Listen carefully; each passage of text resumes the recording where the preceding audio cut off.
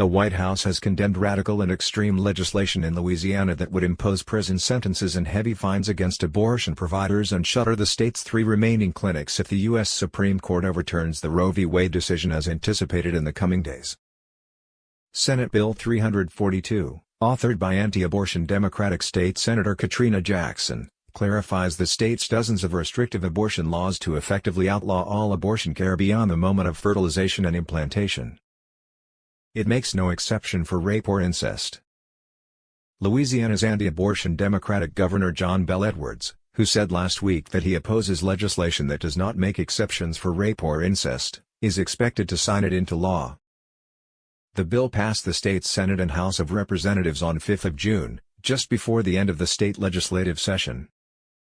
The Louisiana legislature has taken the latest step in a growing attack on the fundamental freedoms of Americans, White House Press Secretary Karine Jean-Pierre said in a statement on 6 June. President Joe Biden is committed to protecting the constitutional rights of Americans afforded by Roe for nearly 50 years, and ensuring that women can make their own choices about their lives, bodies, and families, she said. An overwhelming majority of the American people agree and reject these kinds of radical measures, she added, referencing several recent polls finding a vast majority of Americans support protections for abortion access. The latest Louisiana measure would impose a prison sentence of up to 10 years for abortion providers or anyone found guilty of performing an abortion, along with no less than $10,000 in fines.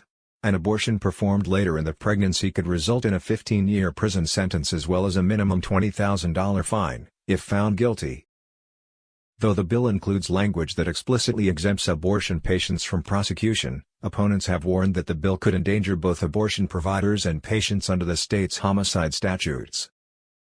Senator Jackson's bill also requires 2 physicians to diagnose that procedures that are also common for people who experience miscarriages are medically necessary, despite the state's limited availability of hospital obstetric services, OB/GYN doctors, birth centers and other maternal health care.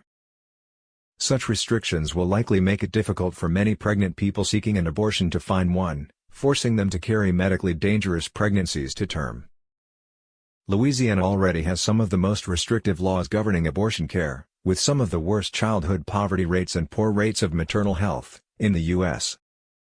Without access to legal care in the state, abortion patients will have to travel farther than patients in any other state to access legal care, as far as Illinois, New Mexico or North Carolina.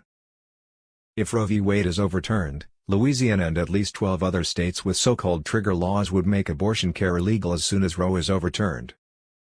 Louisiana patients already are required to undergo an ultrasound and state-directed counseling, then wait 24 hours before an appointment, which means patients must make at least 2 visits to clinics within the state.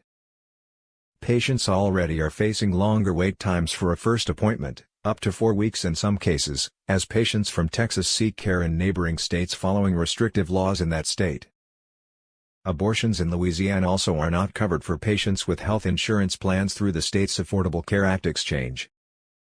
Patients also cannot use telemedicine appointments to obtain prescriptions for medication abortion, overwhelmingly the most common form of abortion, requiring a 2-pill combination of mifepristone and misoprostol, which are also common for treating miscarriages. Louisiana legislators also approved a measure to ban such medication by mail. That bill would criminalize the delivery or distribution of such medication.